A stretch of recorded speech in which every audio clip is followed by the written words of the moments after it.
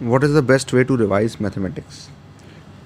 Obviously JEE के लिए होगा ये सवाल, है ना? तो देखो, मैथ्स को जो रिवाइज करने का तरीका होता है ना, वो बिल्कुल अलग होता है ना? पहली बात तो रिवीजन तब होता है जब हम चीज़ों को एक बार पढ़ लेते हैं और फिर उनको और अच्छे से रिफ़ाइन करना चाहते हैं, रिकॉल करना चाहते हैं, है ना? बिल्कुल उसको अलाइव बिल्कुल बनाना चाहते हैं, समझ रहे हो? बिल्कुल वाइब्रेंट करना चाहते हैं, सारी चीज़ें जितनी भी हमने पढ़ी उन सबको, सारे कॉन्सेप्ट्स को, है ना? तो उसको हम कहते हैं मैथ्स में रिवीजन, है ना?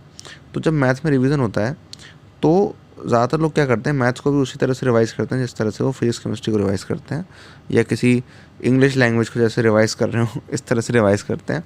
नहीं, इस तरह से नहीं होता, ठीक है?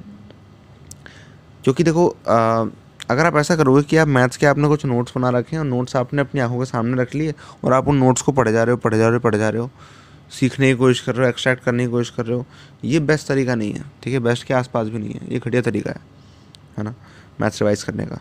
मैथ आपको ऐसे रिवाइज़ करनी चाहिए जैसे कि सपोज़ ये आपके पास, आपके हाथ में नोट्स हैं, ठीक है? आपके पास नोट्स हैं। अब आप क्या करोगे, इन नोट्स को इस तरह से नहीं पढ़ोगे कि इन नोट्स में कुछ है और मुझे ये सीखना है, ऐसे नहीं। ऐसे पढ़ो कि सपोज़ आपने कोई एक पॉइंट पढ़ा, ठीक है? कि भैया ये स्टैंडर्ड रिजल्ट है, एक क्वेश्चन दे रखी है, उस पर शक करो, शक करो उस पर। कैसे? ये सही है कि नहीं है? जैसे कि तुम किसी की कॉपी चेक कर रहे हो, किसी ने अपनी कॉपी में कुछ लिख दिया, टेस्ट पेपर में कुछ लिख दिया और तुम चेक कर रहे हो, इस तरह से वो कॉपी पढ़ो। अपने ही नोट्स तुम्हें इस तरह से पढ़ने हैं जैसे कि ये किसी और की आंसर शीट है, ठीक है? और ये तुम्हारे दुश्मन की आंसर शीट है, ताकि तुम और दिमाग लगाओ इसमें से गलतियाँ निकालने के लिए। लेकिन ऑब्वियसली तुमने वो बुक से छाप के वो नोट्स बनाए हैं, ठीक है?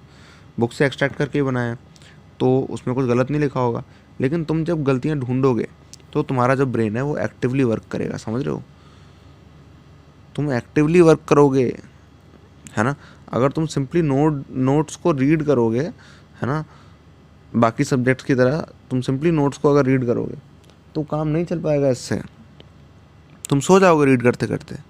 लेकिन अगर तुम हर पल ये सोच रहे हो कि ये सही है कि नहीं, ये सही है कि नहीं, तो तुम जब चेक कर रहे हो, जब अपन चेक करते हैं तो अपन अवेयर होते हैं, है ना? तो अपन कॉन्शियस होते हैं, क्योंकि चेक करने के लिए तो कॉन्शियस होना पड़ेगा, है ना? तो हम कॉन्शियस होते हैं, तो ये चीज़ ज़रूरी है। तो समझ रहे हो, हमको ये चाहिए, हमें एक्टिव इन्वॉल्वमेंट चाहिए मैथ्स के अंदर, है ना? ये नहीं होगा तो मैथ्स रिवाइज नहीं हो पाएगी, है ना? तो बेसिकली आप रिवीजन इस तरह से कर रहे हो जैसे कि आप किसी की कॉपी चेक कर रहे हो, वो भी अपने दुश्मन की, ठीक है? तो समझ रहे हो जनरल आइडिया क्या है इस तरह से रिवाइज करने का। अब दूसरा इंपॉर्टेंट पॉइंट जो है वो ये है कि जब हम रिवाइज़ कर रहे हैं मैथ्स को, तो हम सिर्फ फॉर्मूले रिवाइज़ ना करें, ठीक है? हम प्रॉपर क्वेश्चंस रिवाइज़ करें, ठीक है? जो बिल्कुल ही बेवकूफ़ लोग होते हैं, मतलब मैं इसलिए कह रहा हूँ, अगर आपको बुरा लग रहा है तो लगने दो, कोई बात नहीं। जो बिल्कुल ही बेवकूफ़ लोग होते हैं वो क्या करते हैं, या बेवकूफ़ लोग नहीं कहना चाहिए, ज़्यादा गंदा हो गया ठीक है? ये एक बेवकूफ़ी है कि आप मैथ्स के अंदर सिर्फ फॉर्मूले रिवाइज़ करो, ठीक है? सिर्फ फॉर्मूले रिवाइज़ करना मैथ्स को रिवाइज़ करना नहीं होता, आपको क्वेश्चंस भी रिवाइज़ करने होते हैं। अभी तक आपने जो क्वेश्चंस किए हुए हैं, आप उनको रिवाइज़ नहीं करोगे, एग्जाम्पल्स को रिवाइज़ नहीं करोगे, करोगे ना यार? करते ही है ना? तो उनको आपको रिवाइज़ करना है, ठीक है? जो थोड़े पढ़ने वाले बच्चे होते हैं वो क्या करते हैं, जो जिनमें थोड़ा सा भी सेंस होता है, वो एग्जाम्पल्स और क्वेश्चंस भी रिवाइज़ करते हैं टाइम टू टाइम, है ना? और जो टॉपर्स होते हैं पता क्या करते हैं, वो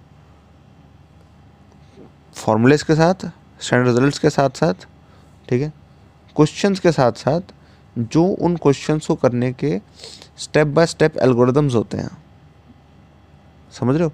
उन क्वेश्चंस को करने के जो स्टेप बाय स्टेप एल्गोरिदम्स होते हैं उनको भी याद रखते हैं कि अगर ऐसा ऐसा केस आ गया तो मैं ये करूँगा और इससे आंसर आ जाएगा। स्टेप बाय स्टेप एल्गोरिदम उस पर्टिकुलर टाइप के क्वेश्चन करने का, है ना? ये कोई हो सकता है टॉपर कोई ये कॉन्शियसली कर रहा हो या अनकॉन्शियसली कर रहा हो, लेकिन कर यही रहा है, ठीक है?